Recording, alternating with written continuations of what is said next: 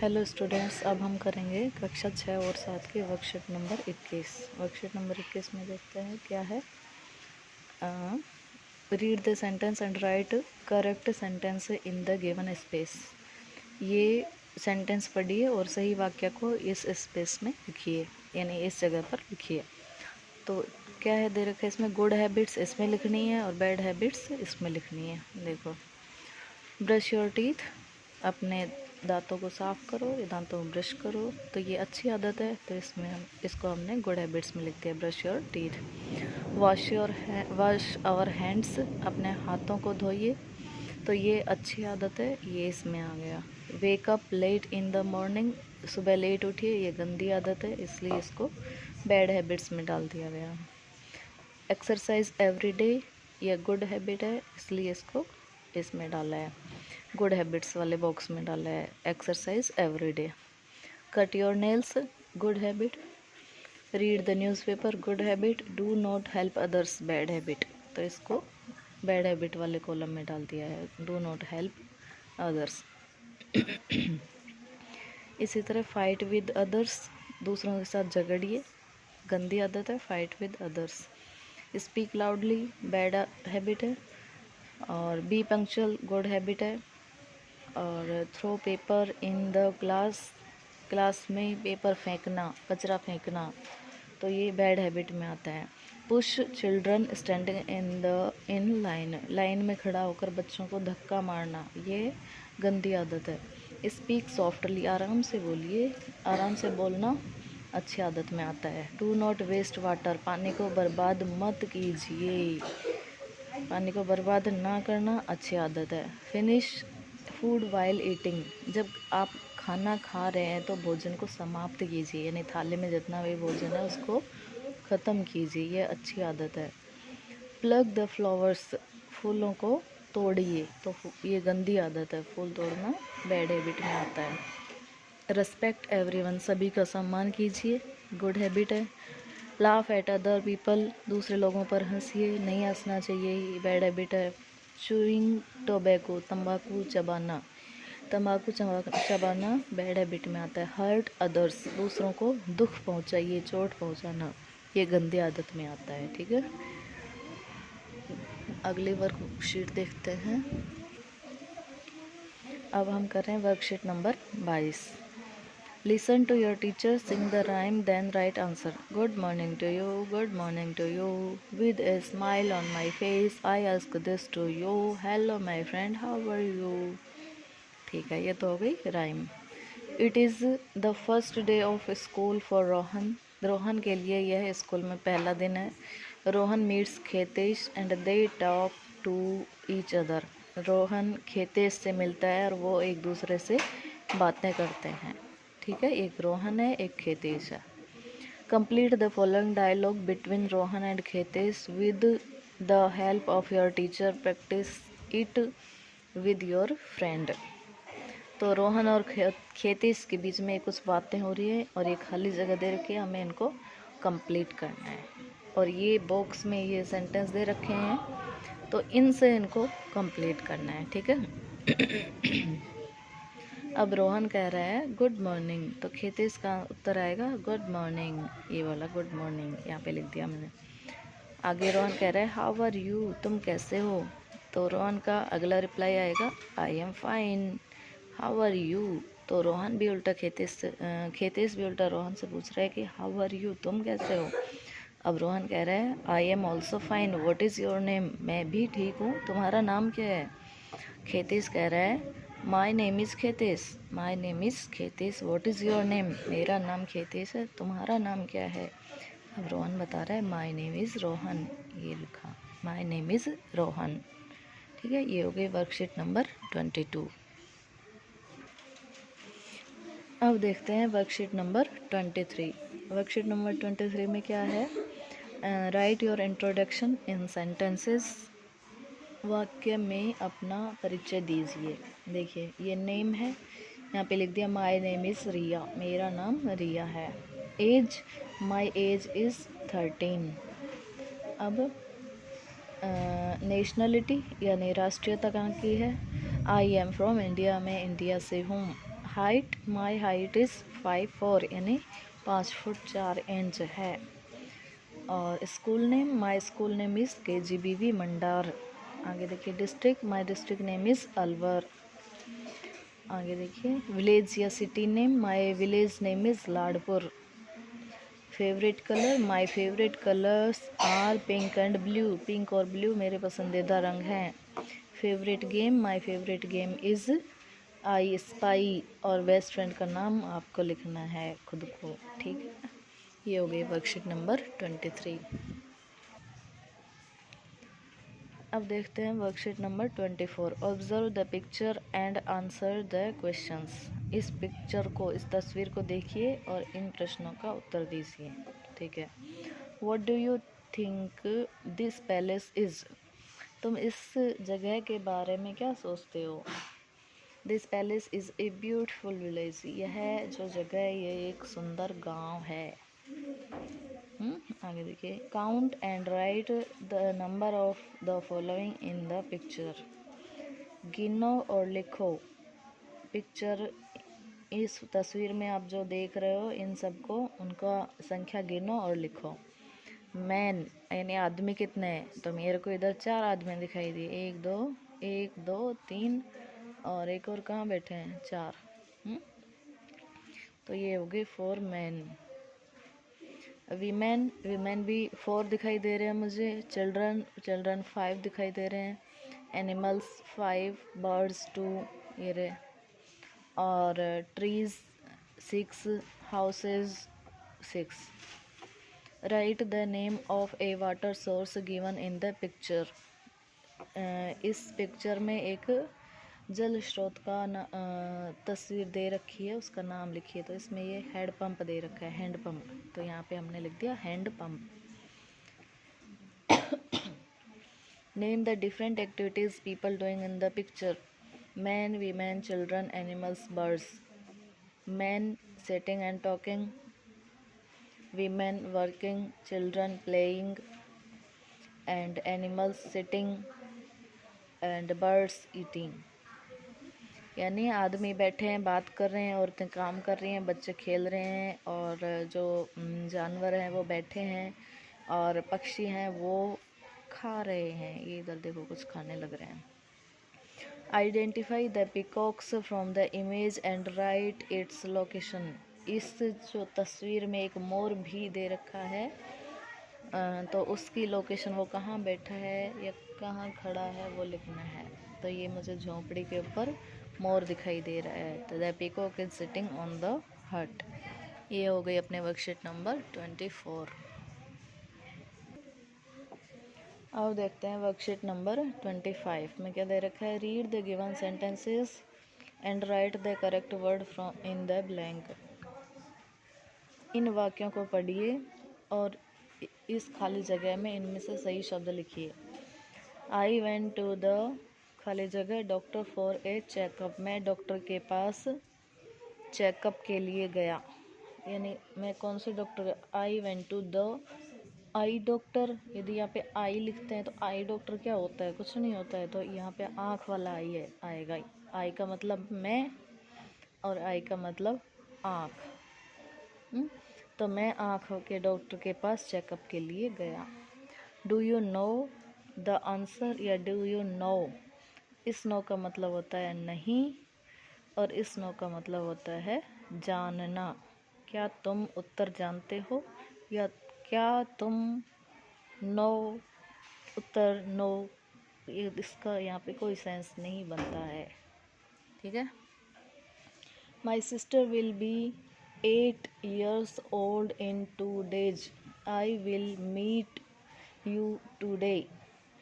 इस 8 का मतलब 8 है। इस 8 का मतलब खाया, पास्ट टेंस में चला जाता है खाया। और मीट, मीट का मतलब मिलना, और इस मीट का मतलब होता है chicken.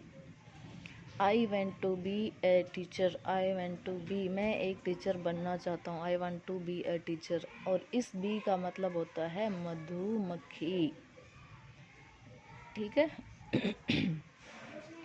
Misty rode rode on a bike. Misty एक बाइक पर सवारी करती है या कर रही है। तो ROAD रोड का मतलब सड़क और RODE रोड मतलब सवारी करना। The sun shines during the day. दिन में सूरज चमकता है, ये तो सबको पता ही है। SON SUN। I have a new bat and ball. Bowl का मतलब होता है बर्तन, बॉल का मतलब होता है गेंद। तो बैट के साथ तो बल्ले के साथ गेंद ही आती है, बैट के साथ बॉल ही आती है। Please do not waste paper. Please do not waste paper. Paper को बर्बाद मत कीजिए। इसका मतलब होता है बर्बाद और इसका मतलब होता है कमर। Speak loudly I can not hear you. इस हीयर का मतलब होता है यहाँ, इस हीयर का मतलब सुनना होता है। तो ज़ोर से बोलिए, मैं आपको सुन नहीं सकता हूँ। Speak loudly I can't hear you. Okay, ये हो गई वर्कशीट नंबर 25। अब हम करते हैं worksheet number 26। Listen to your teacher reading the following sentences and fill in the blanks. Jigar is a little boy. Jigar एक छोटा लड़का है। He lives in a small house. वह एक छोटे घर में रहता है। There is a green tree outside his house. उसके घर के बाहर एक हरा पेड़ है। Jigar likes to eat toffee. He is with his parents. He is with his parents. वह अपने माता पिता के साथ है। He loves to play cricket. वह क्रिकेट खेलना पसंद करता है। He has a dog as a pet. उसके पास एक कुत्ता है जो उसका पालतू है। ठीक है, अब हम करते हैं वर्कशीट नंबर 27। क्या है इसमें? Read the following short story. इस छोटी कहानी को पढ़िए and make sentences using the highlighted words. और ये जो हाईलाइटेड वर्ड्स हैं इनसे वाक्य बनाइए। We like to visit grandma's village. हमें दादी के गांव में जाना पसंद है। Grandma has a big mango tree in her garden. दादी माँ के गार्डन में एक बड़ा आम का पेड़ है। Many birds come there. बहुत से पक्षी वहाँ आते हैं। I like to hide in mango tree. मुझे आम के पेड़ में छुपना बहुत पसंद है। No one can see me there. मुझे वहाँ पर कोई नहीं देख सकता।